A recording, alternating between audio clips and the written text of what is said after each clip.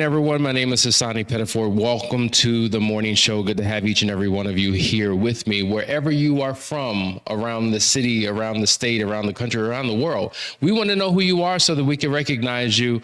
Glad that you are here this morning. Listen, before we get started, as always, we ask that you take the time to like, share, and subscribe, because if you like this content, we want to make sure that you're notified every single day that we go live. And please click the like button. See, when you click the like button, it tells YouTube that you like this content, and they will help push it out to other people who are in need. A lot of times people who find out about us were just randomly clicking through YouTube, watching videos, searching for help, and then they come across us. So this way you are involved in that process to help this message go out to other people. We were talking about in our last time with you, Danielle and I, we were talking about this whole idea of the midlife crisis and what impact it has on the marriage, particularly when it deals with an affair. Now, of course, there's a lot of similarities to what a person experiences in an affair, but when it comes to the midlife crisis, there are some unique aspects of it that are different. And we were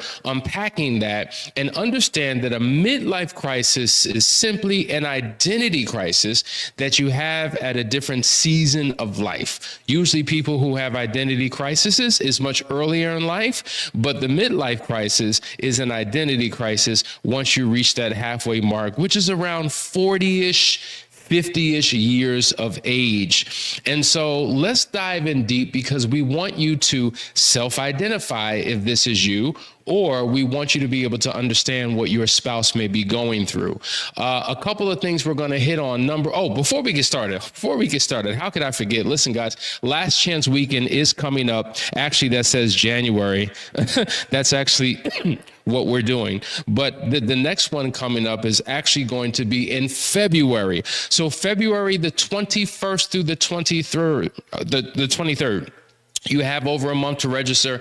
Please click the link in the description to find out more. Set up a discovery call. Let's see how we can serve you. There are many people who are going into 2025 and they want to leave the past behind them, but it's more than wishing and hoping and praying that it will just be different. You have to do something different. Faith without works is dead. And that particular 3-day intensive is a transformational experience in a safe environment to help you out of your crisis into a better state. So make sure you go ahead and do that. Also, we want to let you know that February 1st, Danielle will be doing her Spark webinar. It's going to be from 12 to 3 p.m. Eastern Standard Time. You can find out more about that by clicking the link in the description. But let's get into today's topic. We're talking about the midlife crisis affair and certain characteristics that are associated with this type of affair that we need to be mindful of. Oftentimes, when a person is in an identity crisis, they're trying to figure out who they are. They're in a search for their own significance. They struggle with understanding what's going on internally within them. They have a desire for validation. Understand me. They have a desire for validation, and they're seeking validation externally from other people. And so this is an individual who will seek attention. They will seek admiration. They will seek validation from someone outside of their marriage. Because you know what? You've been married to me for X amount of years. Yeah. I already know what you think, or I don't accept what you say. But I need to know, does anybody else feel this way about me? A lot of times people are trying to figure out, am I still desirable? Am I still attractive? Am I someone of worth? Am I someone of value?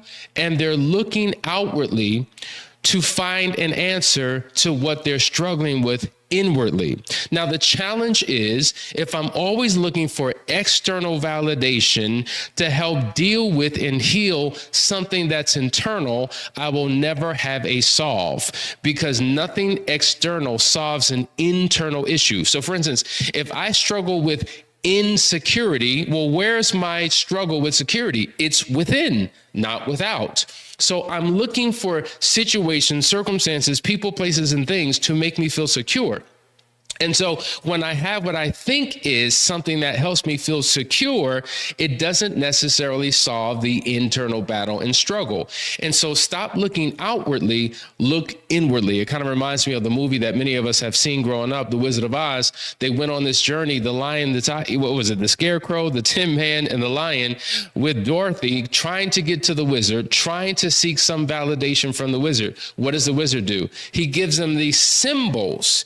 He gives the Tin Man a symbol of a heart. He gives the Scarecrow a symbol of a brain, right? He gives the lion a symbol of courage. And then the good witch says everything that you were looking for was already in your own backyard. You didn't have to take the journey. You didn't have to go to the wizard. You didn't have to hear from him to understand what was in you. You needed to hear to the voice that exists within.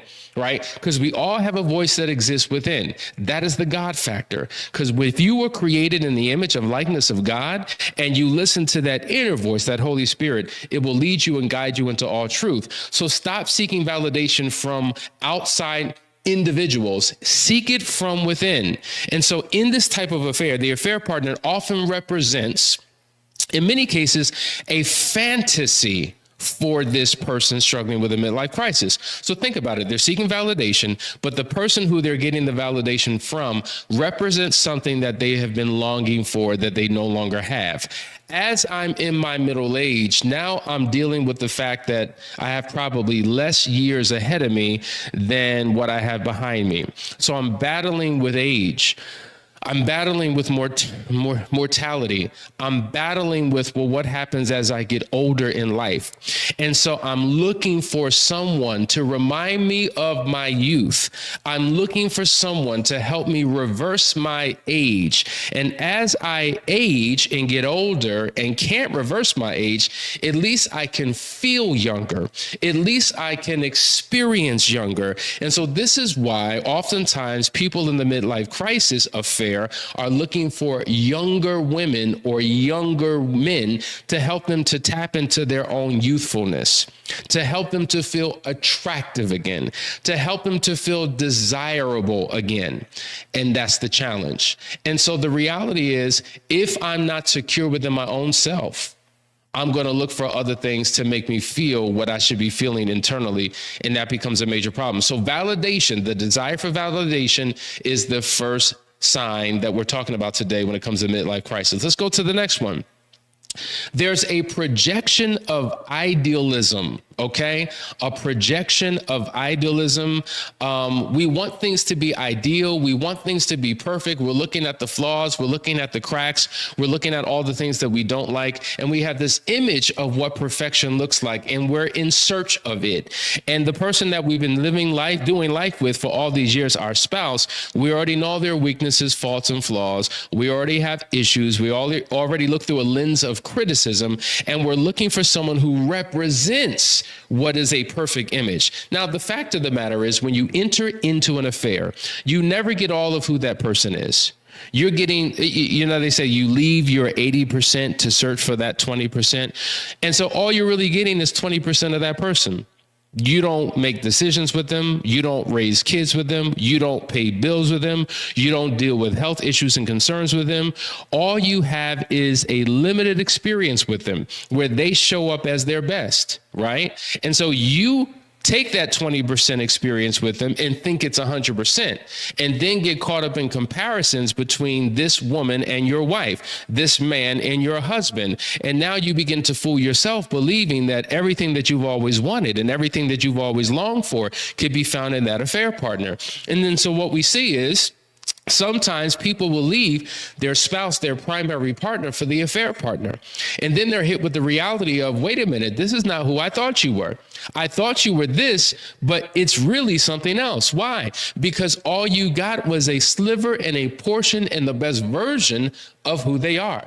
And now you're dealing with 100% of who that person is, and you realize, this is not what I signed up for. This is not what I want. And this speaks to the challenge of the affair, because oftentimes, you've heard us talk about this before, there's something called the dangerous partner profile. The dangerous partner profile represents someone that I have a very strong, high attraction for, but they would never be ideal to be in a long-term committed relationship with. They just wouldn't. Because in the affair, all the things that I experienced with my wife don't exist in the affair. As I just mentioned, we're not dealing with all of the regular challenges of life in an affair. The affair is an escape from the challenges that I'm experiencing in my life. That's what makes it fun. That's what makes it exciting. That's what makes it a fantasy. And you can't have a fantasy every single day. There's no reality in that fantasy. And you're soon faced with the reality of who this person really is. And then all of a sudden, this is why 93% of all affair relationships, where it started out as an affair, they become your primary relationship, they do not last. They fall flat. And then when you realize, what did I do? What did I leave? You try to go back to where you came. And then you face all types of challenges being able to do that. And so this is why jumping into an affair just isn't good, period, at all. Let's go to the next one, guys. This is consistent with many people's affairs. This whole idea of secretive behavior. Now, of course, everything about an affair is a lie.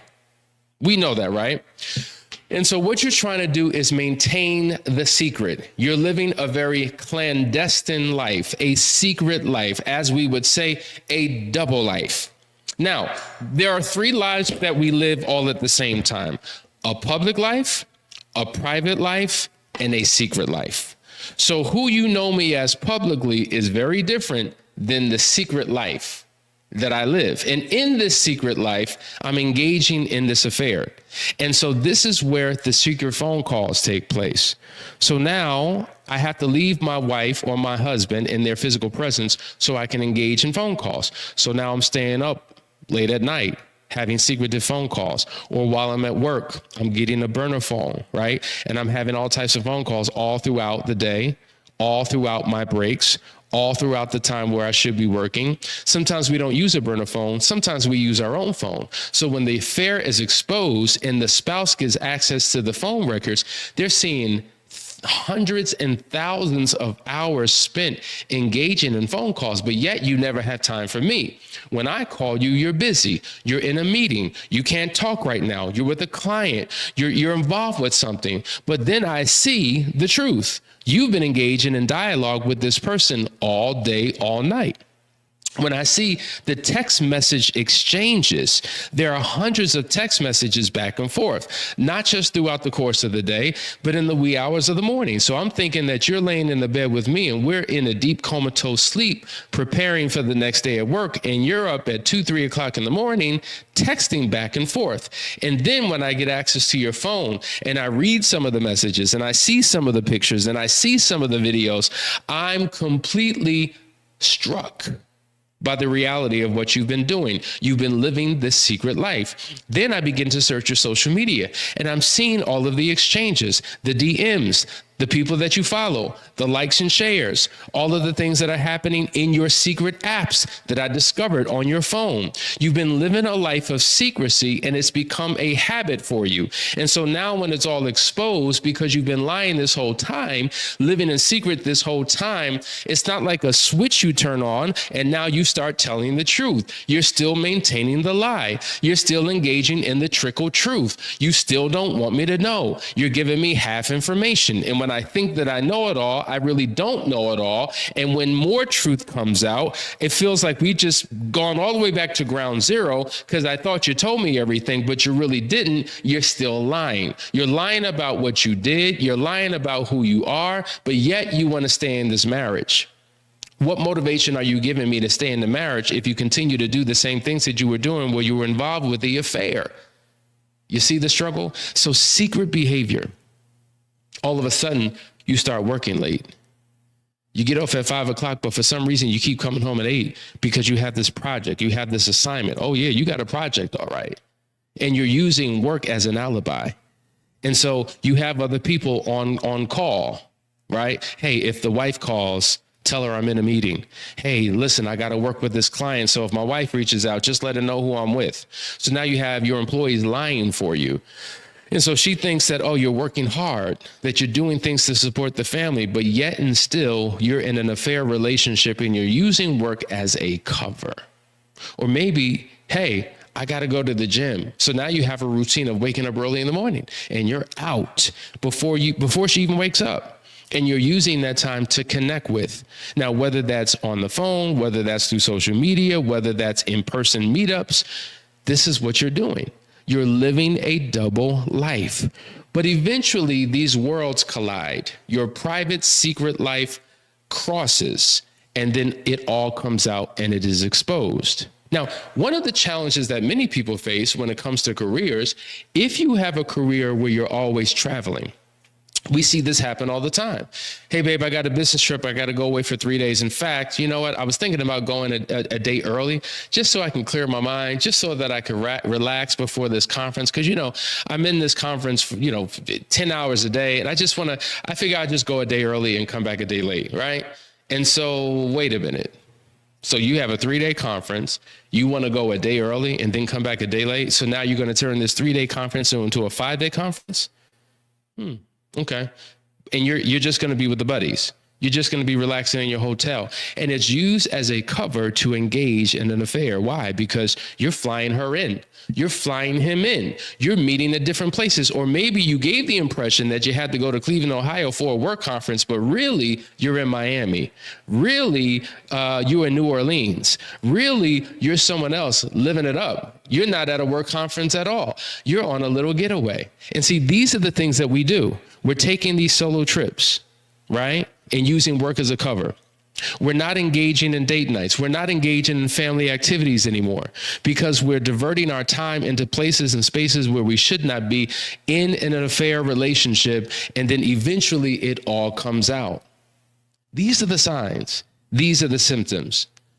Gentlemen, women, if this is you, if this is where you find yourself and you realize that you've gone too far, and you want to get out, but you don't know how to get out. You want to tell your spouse, but you just don't know how. This is why you need to reach out to us. When you reach out to Couples Academy, we are here to guide you through the process. We are here to help you have those challenging conversations that you have struggled to do on your own. You were waiting for the right time. You were testing the waters. Should I say it now? Should I reveal it now? And then based upon what you're observing, now is not the right time. So your attempt to tell, now a day goes by and a week goes by and a month goes by and a year goes by. And now you're further in. Now you're in too deep and you don't know how to get out. And see, oftentimes the spouse thinks that you're having a blast. You're having a great time in this affair. But oftentimes there's an internal struggle because you want to get out, but you don't know how to get out. And so this is what Couples Academy is for. And so that's why you need to reach out to us. Set up a discovery call so that we can talk through your situation, so that we can help save you from yourself and help restore the relationship. Listen, guys, we're talking about the midlife crisis affair. You're watching the Couples Academy show. Let's go to a quick commercial break. We'll be right back.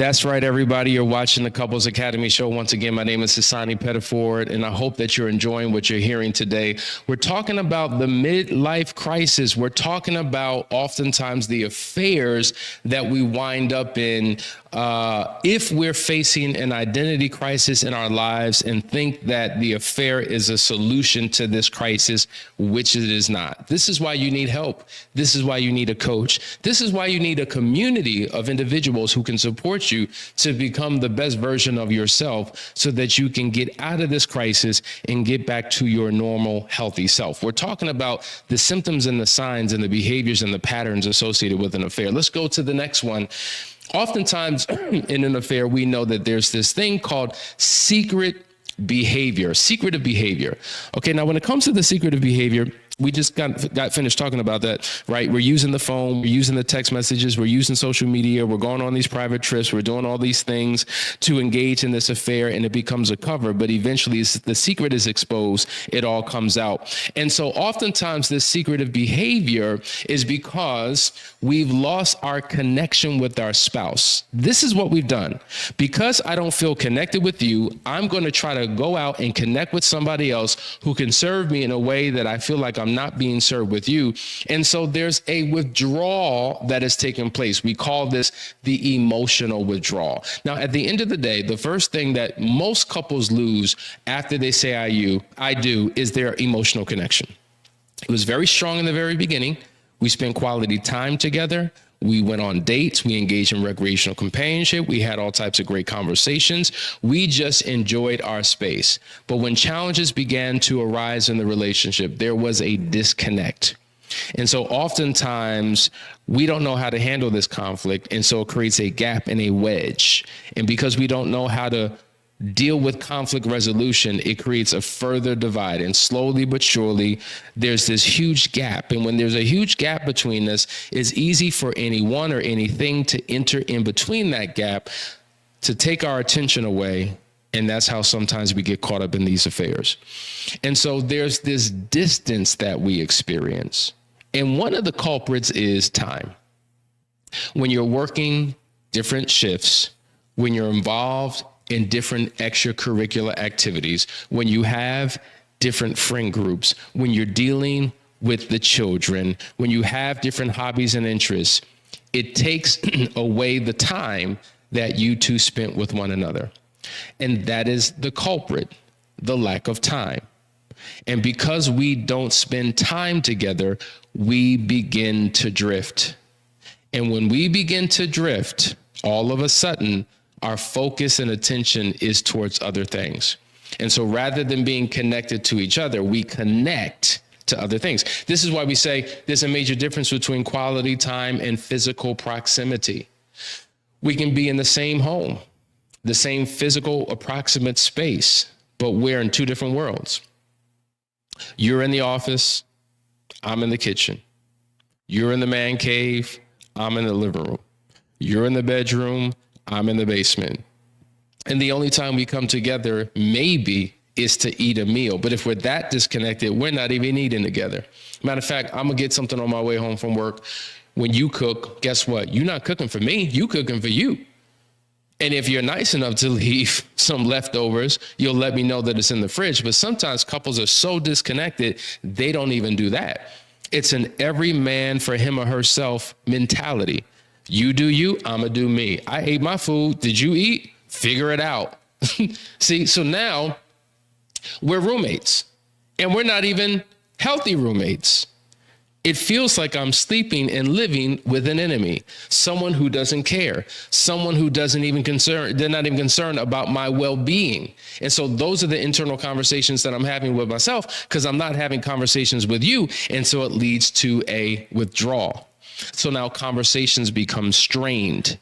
And now we're caught up in our feelings and our emotions. And then when we do talk, it becomes a fight fest because we want to be heard. We want to be understood. We want to have our thoughts and our feelings validated. And because we're dealing with this adversarial kind of disposition between each other, we don't hear each other. So we can't communicate. We can't resolve conflict. And so what's best to do? Nothing. So we separate and we go into our own separate spaces and worlds. And that begins the divide. And division oftentimes leads to divorce. And so this is why it's important to find somebody who can help facilitate the conversation. Now, one of the other symptoms and signs and behaviors of the midlife crisis is what we call risky behavior. Now, we talked about this the other day, and Danielle was talking about how, why is it now that once you hit your 40s, you want to jump out of planes and jump off buildings and do all types of crazy things? And wow, I had to think about that. Am I experiencing a midlife crisis? I don't know if it's a crisis necessarily, but oftentimes people who are in midlife crises engage in all types of risky behaviors. And it's a side of themselves that they've never done before. So we see people who are very conservative who now become very risque, maybe in the way that they dress, maybe in the places that they go, maybe with the people that they associate with. If I've been the responsible one, taking care of everyone and taking care of everything, maybe I want to be more free. So I'm not focusing on the bills like I used to. I'm not taking care of the duties and the responsibilities of maintaining the home. I'm not showing up as a responsible parent the way that I used to, because now it's about me. And I'm going to be carefree and I'm going to do what makes me happy. So I'm going to buy that fast car and I'm going to speed on the highway and not think anything about it. I'm going to take risks or be bold to make statements that I would not normally make in my conservative self, not considering the consequences, not considering how it may land in terms of the repercussions and consequences that I may have to face or my family may have to face as a result of what I'm saying and doing. I'm just free to be me and do what I do. And in that process, so much hell breaks loose in the home and in the relationship. And so listen, gentlemen, listen, women, if this is you, you can turn this ship around. It is not too late. Many of you are experiencing this right now, and you figure, I'm just going to do this on my own. I'm going to read a book. I'm going to watch a video. I'm going to talk to my girlfriends. I'm going to follow people on social media because they all have the answer, but they do not. You need to get help. So reach out to us. Reach out to us because this is exactly what we've been dealing with for the last 15 years, helping people to shift out of this space. Listen, I hope that you heard something today that was helpful for you, that will make a difference. We want to work with you. We want to support you however we can. Continue to tune in because we're about to step into some deep waters and some topics that you really need to hear. Love you guys. Hope you have a great day. Sit down and watch this video with your spouse. Listen, have great conversation, write your questions down, and whatever questions you have, engage in the show, post your questions in the show. We would love to serve you with the spirit of excellence. But until then, have a great day. Love you guys.